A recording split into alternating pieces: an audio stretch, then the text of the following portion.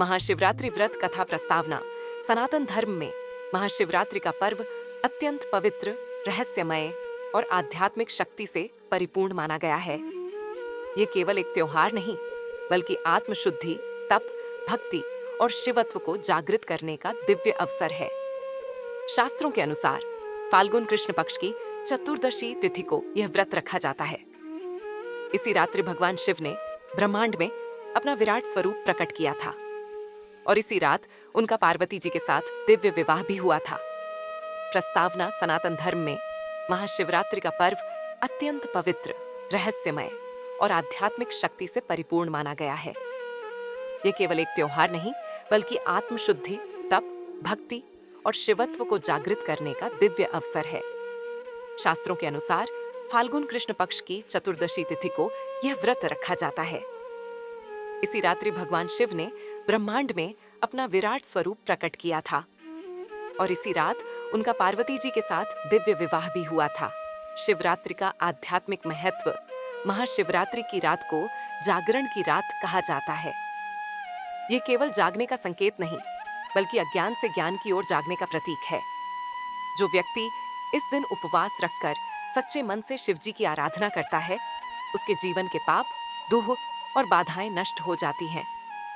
पौराणिक कथा। शिकारी और शिव कृपा। बहुत समय पहले एक घने जंगल में एक निर्धन शिकारी रहता था। उसका जीवन शिकार पर निर्भर था। वह हिंसक और कठोर स्वभाव का था, परंतु भीतर से वह दुखी और परेशान रहता था। एक दिन महाशिवरात्रि की तिथि थी। उसे इस पर्व का ज्ञान नहीं था। वह शिकार की तलाश में जंगल गया, परंतु पूरा दिन बीत गया और उसे कोई शिकार नहीं मिला। भूख प्यास से व्याकुल होकर वह एक बेल के पेड़ पर चढ़ गया ताकि रात वहीं काट सके। उसी पेड़ के नीचे एक शिवलिंग स्थापित था, पर शिकारी को इसका ज्ञान नहीं था। रात को जागते रहने के लिए वह पेड़ की पत्तियां तोड़ तोड़ कर नीचे गिराता रहा। संयोगवश वे बेलपत्र शिवलिंग पर गिरते रहे। साथ ही उसकी आंखों से गिरने वाले आंसू भी शिवलिंग पर जलाभिषेक बनते रहे। रात के चारों प्रहर उसने अनजाने में ही भगवान शिव की पूजा कर ली। चमत्कारिक घटना। रात के अंतिम पहर एक हिरणी अपने बच्चों सहित वहां आई। शिकारी ने धनुष ताना, लेकिन हिरणी बोली, हे शिकारी, मुझे मत मारो। मैं अपने बच्चों को अंतिम बार मिलकर लौट आऊंगी, तब तुम मुझे मार लेना। उसकी करुण वाणी सुनकर शिकारी का हृदय पिघल गया। उसने उसे जाने दिया। फिर दूसरी हिरणी आई। उसने भी वही प्रार्थना की। शिकारी ने उसे भी छोड़ दिया।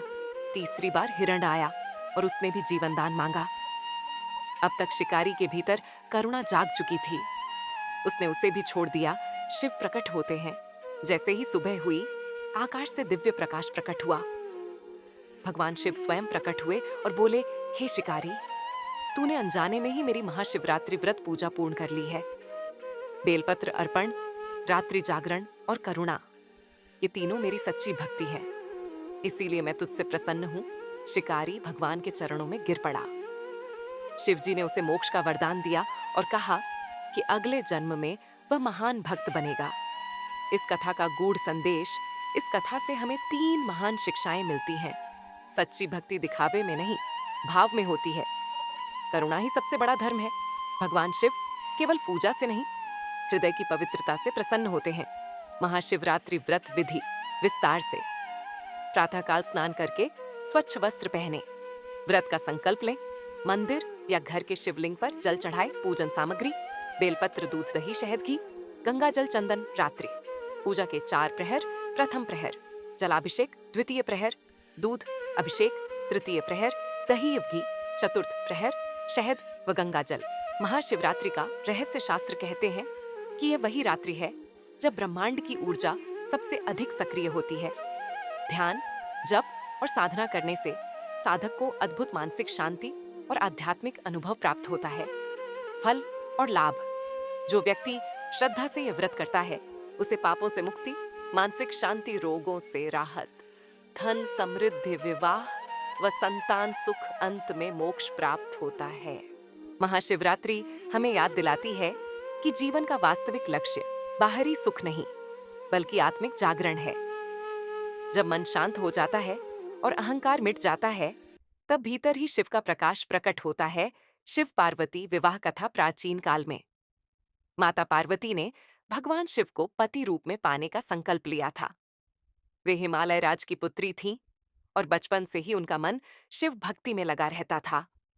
नारद मुनि ने भविष्यवाणी की थी कि पार्वती का विवाह स्वयं महादेव से होगा। पार्वती ने कठोर तपस्या आरंभ की। वर्षों तक फलाहार, फिर पत्तों पर जीवन और अंत में निर्जल तप।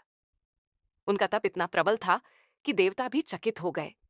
भगवान शिव उनकी भक्ति की परीक्षा लेने ब्राह्मण रूप में आए और बोले, शिव तो भस्मधारी, सर्प धारण करने वाले श्मशानवासी हैं। तुम उनसे विवाह क्यों करना चाहती हो? पार्वती ने दृढ़ स्वर में कहा। वे ही मेरे प्रभु हैं। संसार चाहे कुछ भी कहे, मैं उन्हें ही पति रूप में स्वीकार करूंगी। उनकी अटल भक्ति देखकर शिव प्रसन्न हुए और अपने वास्तविक रूप में प्रकट हुए। अंततः देवताओं, ऋषियों और गंधर्वों की उपस्थिति में भव्य दिव्य विवाह संपन्न हुआ। ये विवाह आत्मा और परमात्मा के मिलन का प्रतीक माना जाता है। समुद्र मंथन और नीलकंठ कथा। जब देवताओं और असुरों ने अमृत पाने के लिए समुद्र मंथन किया, तब सबसे पहले भयानक विष निकला, हलाहल विष। वह इतना घातक था कि उसकी ज्वाला से ब्रह्मांड जलने लगा। देवता घबराकर शिव के पास पहुंचे और प्रार्थना की, प्रभो, इस विष से सृष्टि नष्ट हो जाएगी। करुणा मूर्ति शिव ने बिना विलंब वह विष अपने कंठ में धारण कर लिया। पार्वती जी ने तुरंत उनका गला पकड़ लिया ताकि विष नीचे न जाए। विष के प्रभाव से उनका कंठ नीला हो गया और तभी से वे नीलकंठ कहलाए। संदेश: सच्चा देव वही है जो दूसरों की रक्षा के लिए स्वयं कष्ट सह ले। शिव तांडव कथा। जब सती ने अपने पिता के यज्ञ में अपमान सहन न कर आत्मदाह कर लिया, तब शिव का क्रोध भयंकर हो उठा। उन्होंने सती का शरीर उठाया और तांडव नृत्य करने लगे। उनका तांडव इतना प्रचंड था कि ब्रह्मांड कांप उठा, पर्वत टूटने लगे, नदियां उफनने लगीं, आकाश थर्राने लगा। देवताओं ने विष्णु से सहायता मांगी। विष्णु ने सुदर्शन चक्र से सती के शरीर के टुकड़े कर दिए, जिससे शिव का शोक शांत हुआ। जहां जहां सती के अंग गिरे, वहां शक्तिपीठ बने। शिव तांडव सृष्टि के 3 नियमों का प्रतीक है: सृजन, पालन, संहार, चारों कथाओं का सार संदेश। तप से असंभव भी संभव होता है, त्याग ही सच्ची दिव्यता है। अहंकार का अंत सत्य के सामने होता है। सृष्टि परिवर्तन से चलती है। समापन वाचन लाइन वीडियो के लिए। जब मन शिवमयी हो जाता है, तब जीवन का हर कष्ट प्रसाद बन जाता है।